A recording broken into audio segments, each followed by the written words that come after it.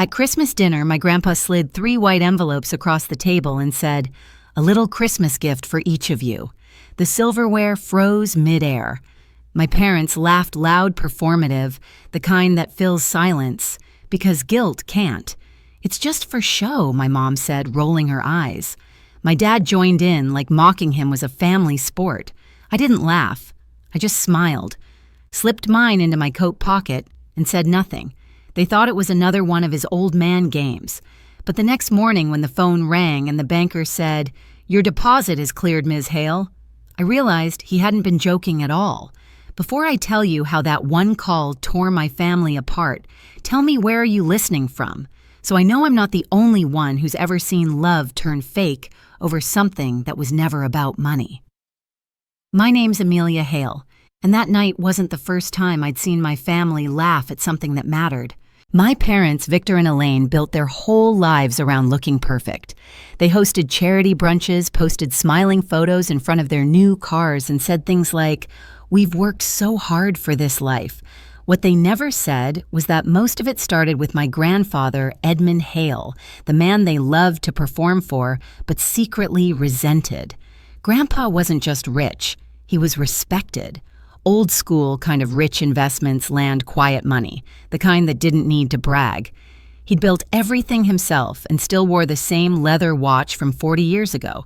He believed in effort, humility, and the value of silence. I think that's why he tolerated me more than them. I didn't take, I worked. I rented a 1-bedroom apartment in Portland and freelanced as an interior designer. No staff, no assistant, just me and my laptop. My parents thought that was failure. They called it humble, living in public, but at home they said things like, "You're wasting your potential. You could be running a firm by now if you'd just network."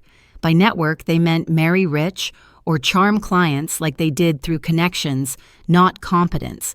When Grandpa invited us for Christmas dinner that year, I went because I missed him. They went because they smelled money. I saw it in the way Mom checked her lipstick in the car mirror, the way Dad rehearsed his laugh. Everything with them was strategy. The dining room smelled like pine and roasted duck, the table set with crystal glasses and gold-trimmed plates. Grandpa sat at the head, his posture straight, his eyes sharper than they looked. We exchanged small talk about work and weather until he reached into his jacket and pulled out 3 identical envelopes. "A little Christmas gift," he said softly. Mom let out a short, performative laugh. "Oh, Dad, are we doing your pretend checks again? That's cute." Dad chuckled too. "You always make the holidays fun." I wanted to crawl under the table. Grandpa didn't move. He just looked at them, slowly, silently, then shifted his gaze to me. I felt my face warm. I didn't open the envelope. I didn't need to. I just said, "Thank you," and placed it carefully in my coat pocket. No one noticed that his smile faded a little after that. They kept talking, bragging, laughing like nothing happened. But I saw the way his hand lingered near his glass, the way he blinked slower than usual. He'd expected this. Later that night, when we said goodbye, he hugged me a second longer than he should have and whispered, "Keep it safe." I nodded, not realizing what he really meant. The drive home was silent except for the wipers scraping against the windshield. Mom broke it first. "You actually kept that thing," she said, twisting in her seat to look at me. "You know he does this every year. It's just his little act." Dad chuckled, already checking his phone. "He's testing who still worships him, that's all. He likes to feel powerful." I stared out the window at the falling snow. Or maybe I said quietly, "He just wants to see who still respects him." Mom sighed in that dramatic way she does when she thinks I'm being naive. "Sweetheart, you need to stop taking everything so seriously." That night, my apartment felt colder than usual. The radiator hummed weakly, and the scent of roasted duck still clung to my coat. I hung it on the back of a chair, pulled the envelope from the pocket, and turned it over in my hands. Grandpa's handwriting, steady, firm, familiar. I didn't open it at the table because it felt wrong. He'd handed it over like something sacred, not like a joke. So I sat on my bed, tore the flap carefully, and slid out a real check, 5 zeros. The ink wasn't faded or smudged. The signature was his, clean and deliberate. For a moment, I just stared. Then I slipped it back inside, folded the flap, and put it away in the small wooden box where I keep things that matter. letters, receipts from my first design job, a photo of Grandpa and me sanding a table in his workshop when I was 12. I didn't plan to cash it. I didn't plan anything. I just couldn't bring myself to treat it like a prop. The next day, I woke up to my phone buzzing, a message from Zoe, my friend and coworker. "How was the fancy family dinner?" I typed back, predictable. They laughed. I didn't. Zoe replied with a voice memo, her tone half joking, half serious. "Girl, you're the only one in that family with manners. Keep surviving." I smiled and went back to my coffee. But something gnawed at me. Grandpa's last words replayed in my head. "Keep it safe." I decided to deposit it not out of greed but curiosity. Maybe he'd meant for me to see something. Maybe it was just symbolic. I scanned it through my bank app and went on with my day, not expecting anything. Hours later, while I was sketching a client's living room layout, my phone rang. Unknown number. Hello, a calm, polite voice on the other end. "Good afternoon, Ms. Hale. I'm calling from your bank. Your deposit has cleared." I froze. Cleared, I checked the amount on my app exactly as written. My heartbeat stumbled. If mine cleared, what about theirs? I didn't even have time to process it before my phone buzzed again, this time Mom's name lighting up the screen. I hesitated, then answered. Her voice came sharp and shaky the way it does when she's angry but pretending she's not. "Did you talk to your grandfather today?" "No," I said slowly. "Why?" "Because something's wrong with the checks. The bank said ours were stopped. They said..." She paused, lowering her voice as if I'd done something terrible. "They said yours went through." I stayed quiet. The silence on my end seemed to make her angrier. Did you call him? Did you tell him something?" "No, Mom, I just deposited it." "Well, he's obviously playing favorites again," she snapped. "He's punishing us for being successful, for moving on." I wanted to say no, he's punishing you for laughing at him, but I didn't. I just listened to her breathe into the phone, frantic and defensive, like she was trying to rewrite the story before anyone else could. Later that day, Dad called. His tone was colder. "Your mother's upset. You could have told us you'd deposited it. It was a gift," I said. "That's what you do with gifts. Don't be smart with me, Amelia. He's old. He doesn't know what he's doing anymore." Old. That word lingered like a slap. That evening, Grandpa called me. His voice was calm, steady, nothing like theirs. "Did the bank contact you?" "Sweetheart, yes," I said. "They said it cleared." "Good." A pause.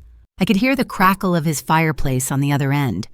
"Don't worry about your parents. Some lessons take longer to learn." I didn't ask what he meant. I didn't need to. The next morning, the group family chat exploded, Mom's long messages full of blame and confusion, Dad threatening to straighten things out. But Grandpa said nothing. Instead, an invitation arrived in the mail 2 days later, his handwriting again. Dinner. Same house. Saturday, 7 p.m. No explanation, no note. Just a time and a place. Zoe called when she heard. "You think he's gonna call them out?" I looked at the neat black ink on the card. I think he already has. That Saturday, I stood in front of Grandpa's house again, snow crunching under my boots, heart steady. This time, I wasn't the quiet one waiting for permission to belong. I was the only one who'd passed the test. Grandpa's house looked exactly the same as it had a week earlier, warm light spilling from the windows, wreaths on every door, a quiet hum of a fireplace inside. But the air was different, tighter. I could feel it before I even knocked. When I stepped into the dining room, the table was set the same way, 3 place settings, same gold-rimmed plates, same silver serving tray polished to a mirror, except this time the air between us was heavy. Mom sat stiffly, arms crossed, a smile glued on like cracked porcelain. Dad scrolled his phone but kept glancing toward the hallway, waiting for Grandpa to appear. The sound of slow footsteps made both of them look up. Grandpa entered calm and deliberate, carrying a thin stack of papers. He didn't greet us. He didn't even look angry, just resolved. "I won't keep you long," he said, placing the papers on the table. "You'll each find your names there. Bank statements printed this morning." Mom blinked fast. "Dad, this isn't funny. You humiliated us. The teller said you stopped our checks." He nodded once. "I did." Silence. Why Dad demanded. If this was some kind of test, it's cruel. Grandpa looked at me, then back at them. "Cruel would be letting you keep thinking respect is optional." Mom's voice wavered. We didn't mean anything by it. We were just joking. Joking, he cut in. When you laughed at a gift I offered, you laughed at me. You laughed at the years that built it. She swallowed hard. We thought? Exactly, he said. You thought. He nodded toward me, felt. The room went silent again. The fireplace popped in the corner, and for a moment it was the only sound. I didn't speak. I didn't need to. Dad pushed back in his chair. This isn't fair. You know we've supported you too. You're overreacting. Grandpa raised an eyebrow. Supported me. You've taken my money and called it independence. You've built an image, not a life. Mom burst out crying, then the kind of cry that isn't sadness, it's fear. You can't just cut us off like this. He leaned back in his chair. I already have. Dad's face flushed. You'll regret this. Grandpa's tone softened just slightly. No, son. I regret raising a man who values appearance over honesty. He turned toward me. Amelia. My heart jumped. Yes, Grandpa. He pushed one of the folders toward me. This is yours. I've transferred full control of the trust and properties to your name. Daniel will guide you through the paperwork. Mom's head snapped up. What? He didn't flinch. You both still have your homes, your jobs, your lives. What you've lost is my belief that you understood what family means. Dad stood up, gripping the back of his chair so hard his knuckles turned white. You're rewarding her for doing nothing. Grandpa finally raised his voice sharp, cutting like thunder breaking through calm. She did everything. She listened. She respected. She didn't laugh. The echo of his words filled the room. No one dared breathe. Then quietly he said the same line that would end everything good. Now I know who's real. It landed like a verdict. Final, unarguable. Mom slumped in her chair. Dad looked away, his anger deflating into something smaller, shame maybe. I sat still, unable to move, my heart pounding with a mix of grief and clarity. After a long silence, Grandpa stood. Dinner's in the oven. You're welcome to stay and eat if you can still sit at this table honestly. He left the room. Mom started gathering her purse. Dad muttered something about unbelievable manipulation and stormed out. The front door slammed. The house went quiet again, only the ticking of the grandfather clock marking time. I looked around at the untouched plates, the soft light glinting off the silver. It felt surreal. Grandpa came back a few minutes later carrying 2 bowls of soup. He set one in front of me and sat down across the table, the seat that had always been his. We ate in silence for a while, the only sounds the clink of spoons and the wind outside. Finally, he spoke. You didn't cash it for the money, did you? I shook my head. No, I just didn't want to disrespect you. He nodded, a faint smile tugging at the corner of his mouth. That's what I thought. You see, Amelia, I don't care who has money. I care who has manners. He leaned back, watching the fire. People show you who they are when they think they're above gratitude. I swallowed hard, trying to steady my voice. You didn't have to do this to prove a point. I didn't do it to prove a point, he said. I did it to protect what's left of decency in this family. We finished our meal in quiet understanding. Before I left, he handed me another envelope, this one unsealed. Inside was a single note written in his neat, old-fashioned hand. Money changes hands every day. Respect only once. I tucked it into my coat pocket. Outside, snow had started again, falling in soft, slow spirals. As I stepped off his porch, I looked back through the window. He was still at the table, the fire reflecting off his glasses, looking peaceful, like a man who'd finally done what he had to. I drove home without turning on the radio. The world outside was quiet, and for the first time in years, so was I. A week later, I sat across from Daniel Kerr, Grandpa's lawyer, in a quiet downtown office that smelled faintly of paper and cedar polish. He explained the transfer details carefully, sliding a few trust records across the desk.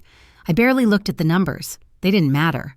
Mr. Hale asked me to make sure you understand this isn't a reward, Daniel said gently. It's a responsibility. I nodded. He already taught me that.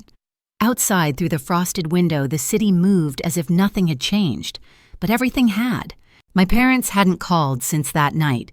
Mom sent one short text, "Hope you're happy." I didn't answer. There wasn't anything left to say. When I went to visit Grandpa again, he was in his study reading by the fire. The light caught the edges of his glasses when he looked up. "I hope they're okay," I said. "They will be," he replied. Sometimes truth has to sting before it heals. We didn't talk about the money. We talked about my work, my next project, his garden plans for spring. It felt like breathing again. Before I left, he said one last thing softly, almost to himself. A check is just paper, Amelia, until you decide what it's worth. I drove home in the fading light, his words looping in my head. The snow had melted on the streets, but something inside me had settled solid and calm like respect, finally finding its rightful place. They thought the check was fake. But the only thing fake that night was their love. I didn't win anything, I just stopped losing myself trying to earn their approval. Now every time I pass the bank on my way to work, I think about that moment. The call, the silence, the truth that finally landed. Some lessons don't come wrapped in gifts. They come disguised as heartbreak, and they stay with you longer than money ever could. If you've ever learned what respect really costs, share this story. And tell me, what would you have done in my place?